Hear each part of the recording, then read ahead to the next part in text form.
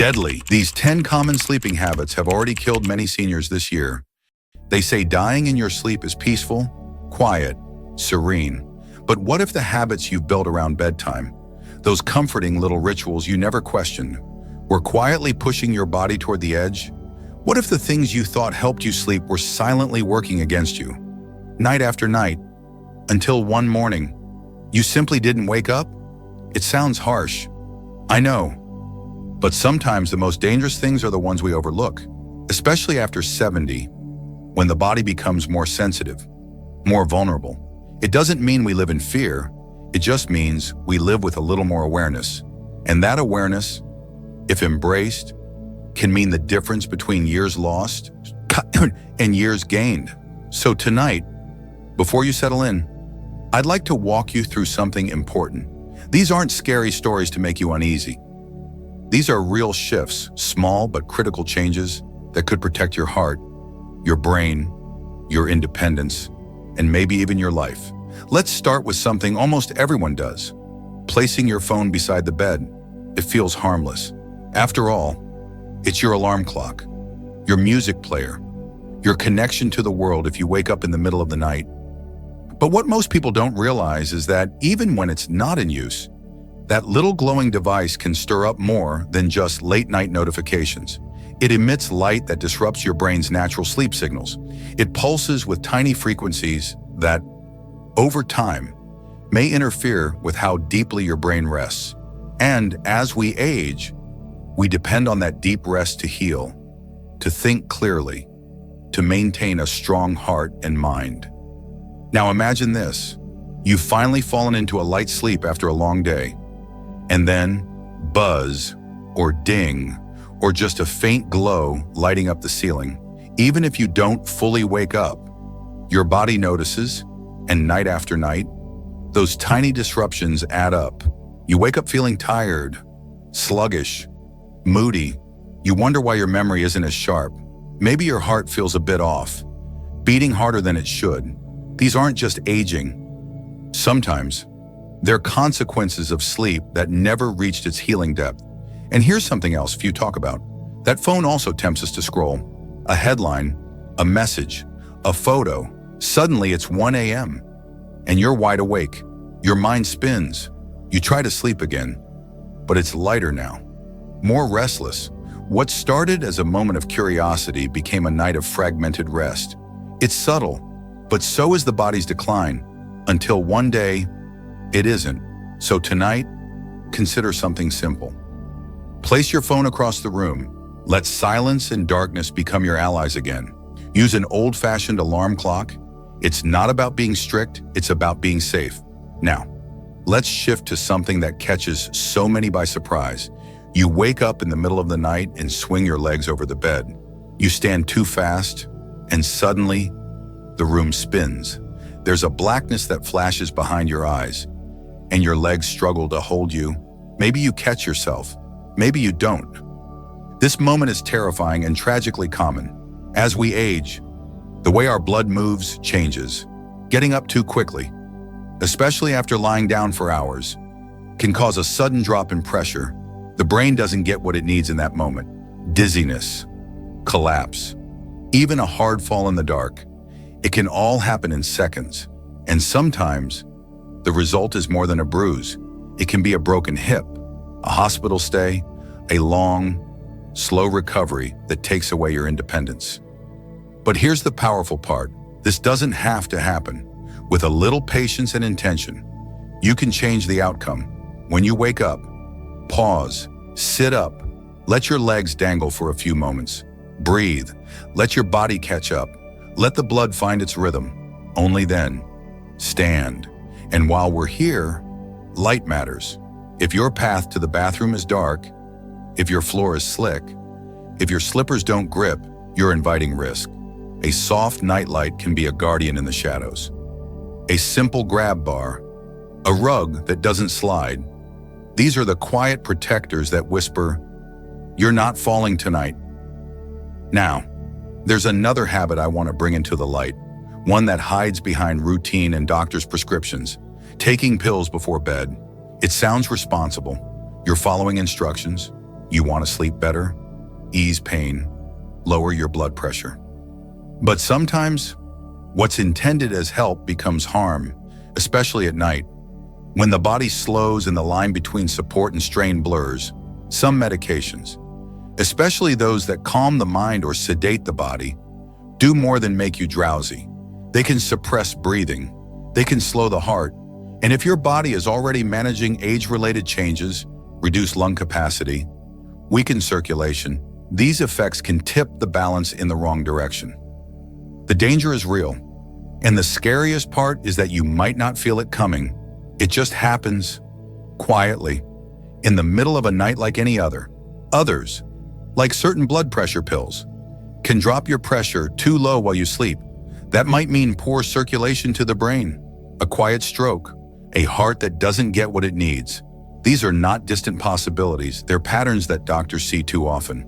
But again, this isn't about fear, it's about adjusting. About questioning habits you've outgrown. Talk to your doctor, ask about timing, explore gentler alternatives. Sometimes, a different hour or a lower dose can protect everything, and sometimes, the answer isn't a pill at all. A cup of calming tea, a soft breathing ritual, a few quiet stretches. These choices don't just support your sleep, they honor your whole being. And now, let's speak honestly about something few want to admit: waking up needing to pee, but refusing to go. Maybe the bathroom feels too far, maybe the floor is cold, maybe you just want to stay in bed, hoping the urge fades, but it doesn't. It lingers, pressing, distracting, and that act of holding it in, especially in the later years, comes with a price. The bladder, like everything else, changes with age. It's more sensitive, less stretchy. The kidneys, still working through the night, keep filling it up. When you hold back for too long, pressure builds. Sometimes, that pressure pushes urine backward, toward the kidneys, a risky road that leads to infections, inflammation, even damage you won't feel until it's too late. And beyond the physical strain, there's something even more invisible: the impact on your sleep. That discomfort, even if it doesn't wake you fully, keeps your body alert. You don't fall into the deep, healing stages. You toss, you stir, and the next day, everything feels just a little heavier. So let me say this: getting up is worth it. Your safety matters. Yes, but so does listening to your body. Use a nightlight, keep a warm robe or slippers nearby, make the journey easier, because avoiding it may seem minor, until it's not. Let's pause here. If you're still with me, it means you care about your health, your peace of mind, and maybe someone you love. These aren't just habits, they're invitations. Each one asks, what can I shift tonight to live better tomorrow? There's a moment in every cold season when all we want is warmth, layers of blankets, windows tightly shut, maybe even a space heater humming in the corner. And who could blame you? A cozy room seems like the perfect setting for a restful night. But the truth is, too much warmth can quietly turn that comfort into danger, especially after 70. The body, as it prepares for deep sleep, naturally lowers its internal temperature. This drop isn't accidental. It's vital. It helps your metabolism slow, your brain file away the day, your heart find a peaceful rhythm. But when your room is overheated, that natural process gets interrupted. Your body fights to cool itself. Your heart starts working overtime. And for someone already living with heart challenges or high blood pressure, that extra effort can be the silent push toward a midnight crisis. What's more, you sweat. And when you sweat, you dehydrate. It may not be enough to wake you, but it's enough to thicken your blood ever so slightly. That thicker blood flows less freely, and as unthreatening as it seems, it quietly raises the chances of clots, strokes, even heart attacks, events that come not with a bang, but a silent fade. Add to that the issue of air. A hot, sealed room becomes stuffy, the oxygen lowers, the carbon dioxide builds. For someone with breathing issues, maybe asthma, maybe something undiagnosed, It becomes a slow suffocation masked as peaceful rest. The next morning, you may feel groggy, short of breath, confused, but you won't always connect it to something as simple as the temperature. The shift? It doesn't require discomfort. Keep your room slightly cool, not cold, just fresh. Between 18 and 22 degrees Celsius is often just right. Use lighter blankets. Crack open a window. Even just a bit. Let your body breathe. Give your heart the stillness it longs for. Now let's visit the kitchen, or more precisely, the dinner table. That warm, hearty meal before bedtime. That plate of pasta or fried chicken. That little dessert that feels like a reward for getting through the day. It's a ritual for many, but it can also be a trap. A well-meaning comfort that taxes the very systems trying to rest. You see, digestion is not a passive process. It demands energy, blood flow, hormonal coordination. When you eat a heavy meal right before bed, your body doesn't get to sleep. It goes to work. Your stomach churns, your liver filters, your pancreas reacts, and while all that happens, your heart pumps harder, your metabolism stays active, and the true deep sleep gets postponed, maybe even blocked entirely. In seniors, where digestion naturally slows, this late-night effort becomes even more problematic. You may lie down thinking the day is done, but inside, it's chaos.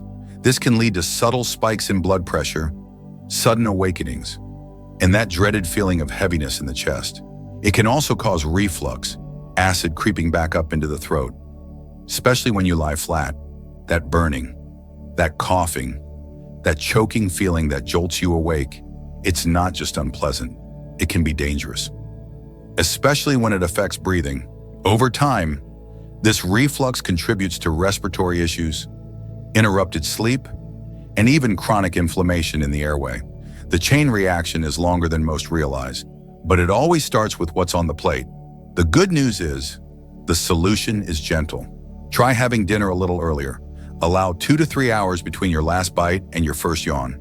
Choose lighter foods, soups, steamed vegetables, grilled proteins. If you get hungry again before bed, let it be something small and kind to your system. A banana, a few almonds, a little yogurt, not because you're being punished, but because you're making space for healing. Now, let's talk about something you may not have thought twice about. The light in your bedroom. Maybe it's a hallway glow left on for safety, maybe a nightlight, a digital clock, or the soft flicker of the TV screen. It feels small, necessary even. But light, even dim light, carries a message to the brain, and that message is, it's not time to sleep. Our brains evolved in a world of sun and moon. Bright meant alert, darkness meant rest. But in modern times, that message gets confused. Light, especially blue light from devices, interrupts the production of melatonin, the hormone that invites deep sleep. Without enough melatonin, sleep becomes fragmented, lighter, shorter, and over time, that adds up in ways you feel and ways you don't. Poor sleep doesn't just leave you tired. It weakens your immunity, it muddles your memory, it can raise blood sugar, increase inflammation, and even tip the balance towards serious illnesses. In older adults, researchers have found links between light exposure during sleep and higher risks of heart disease, diabetes, and cognitive decline. And yet, because the light seems harmless, we rarely question it. But imagine this, a completely dark room. Your brain knows it's safe, it stops scanning. It releases the right chemicals. It allows the body to dive deep.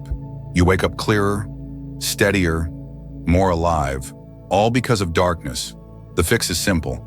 Turn off the TV, cover the bright LED on your charger, get blackout curtains if street lamps shine through.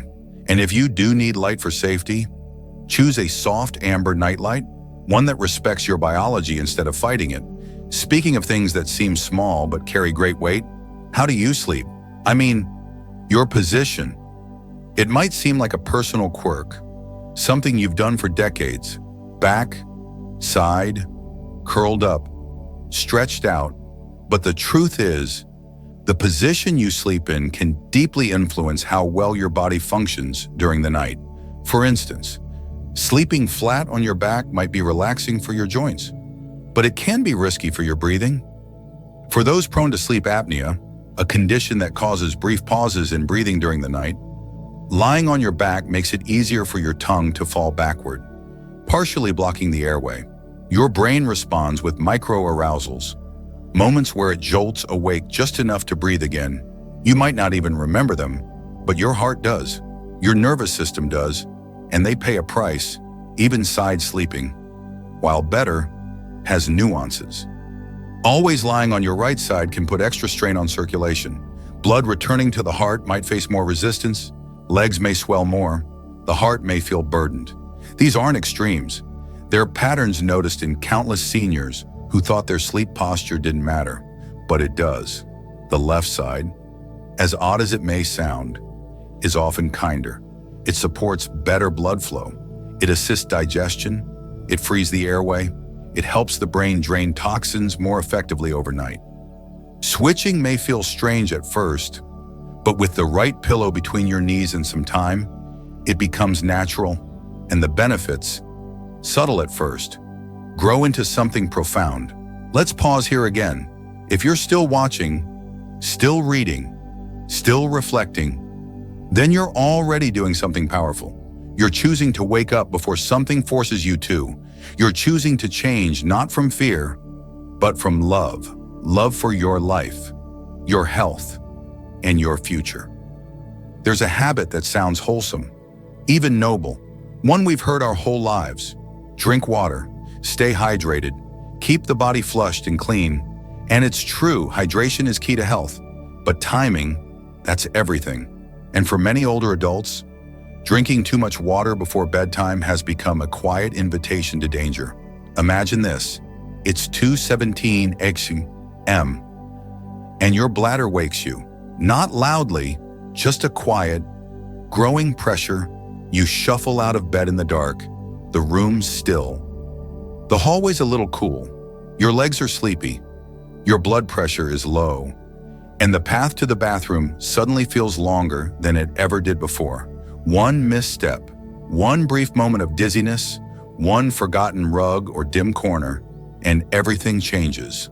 Falls during the night are one of the leading causes of injury, hospitalization, and sadly, loss of independence in older adults. The broken hip, the long hospital stay, the slow rehabilitation, these aren't rare, they happen every day. And what begins as just a glass of water becomes the start of a slow spiral. One no one meant to trigger. Beyond the physical risk, there's the cost to your sleep. Waking up once, twice, even 3 times in a night to use the bathroom fractures your rest. It breaks that sacred continuity your body needs to heal, to regenerate, to think clearly. And without that, everything gets harder. Your mood, your memory, even your immune system. What's more, for those already living with heart conditions, that late night water intake adds strain. The body, instead of resting, must now handle the extra fluid. The heart pumps harder, blood pressure rises, and for some, this subtle shift is enough to trigger something serious, a cardiac event, a swelling episode, or sudden breathlessness that comes without warning. But again, it doesn't mean stop drinking water. It means shift when you drink. Make hydration a daytime priority. Drink steadily in the morning and afternoon. But as the evening sets in, taper off 2 hours before bed. Ease back. Let your body wind down. And if thirst comes close to bedtime, just a few sips will do. Your body and your future will thank you. Now let's talk about a sound we've all heard, maybe even chuckled at, snoring. For many, it's just a funny part of aging. Grandpa snores like a bear, someone says with a smile. But what if that sound isn't just noise? What if it's a signal, a desperate whisper from the body that something's not right? Snoring can be more than harmless. It can be the most obvious sign of a much deeper issue, sleep apnea, This condition causes the airway to partially or completely close for brief moments during sleep. The brain, sensing danger, jolts you awake just enough to breathe again. Then you drift back, only to repeat the cycle again and again, hundreds of times a night, often without any memory of it. This pattern doesn't just ruin your sleep, it starves the brain of oxygen. It places stress on the heart. It raises blood pressure. It creates an environment where heart attacks, strokes, arrhythmias, and memory loss become far more likely. And here's the scariest part. Many people with sleep apnea don't even know they have it. They just feel tired, foggy, irritable. Or maybe they're told they're moody, depressed, or forgetful, and it's not just apnea. Persistent insomnia, difficulty falling asleep or waking up multiple times, can be just as dangerous. It's a red flag waving silently through the night. Poor sleep isn't just inconvenient, it's a predictor of cognitive decline, immune dysfunction, and in many cases, emotional erosion that creeps in slowly but deeply. The answer begins with awareness. If you snore often, wake up gasping, or feel exhausted despite a full night in bed, it's time to speak to a doctor. A sleep test can reveal more than you expect. And if treatment is needed, like a CPAP machine, it's not a sign of weakness. It's a lifeline, a quiet hero that works while you sleep, keeping your airway open, your oxygen steady, and your future protected. And don't forget the small things. Avoid sleeping on your back if snoring is an issue. Raise your head slightly with a pillow. Skip alcohol and sedatives near bedtime, as they relax the throat muscles and worsen symptoms. And once again, darkness matters. A quiet, pitch-black room supports every other part of this healing puzzle. By now, you may be seeing a pattern. Each of these habits, none of them loud or dramatic, can quietly shape the course of your health. Not in weeks, in nights, one evening at a time. And here's where we land. Full circle. We began this conversation with a sobering thought that sleep, something so natural and essential, can turn into a trap if we're not paying attention. But now, I hope you see that within that same sleep lies opportunity. The opportunity to heal, to protect, to reset, and to wake up each morning feeling just a little stronger, a little clearer, a little more alive. Because sleep is more than a break from the day. It's a sacred repair shop for the heart, the mind, and the spirit. And the way we approach it, the choices we make leading up to it, those determine whether the night becomes a silent risk or a quiet blessing. Let this be your turning point. Not tomorrow, tonight. Choose one small change. Move the phone, dim the light, eat a little earlier, sip a little less, check your sleep position. Whatever feels doable, start there, and tomorrow. Choose one more, because you deserve more than sleep. You deserve rest that restores, nights that strengthen, mornings that greet you with clarity, not confusion. You deserve peace, not just the peace of quiet, but the peace of knowing you're doing everything in your power to live fully, safely, and with intention. And if this touched you, if you're thinking of someone else right now who might be unknowingly walking this same tightrope, send this their way. You might just help them wake up to something life-saving.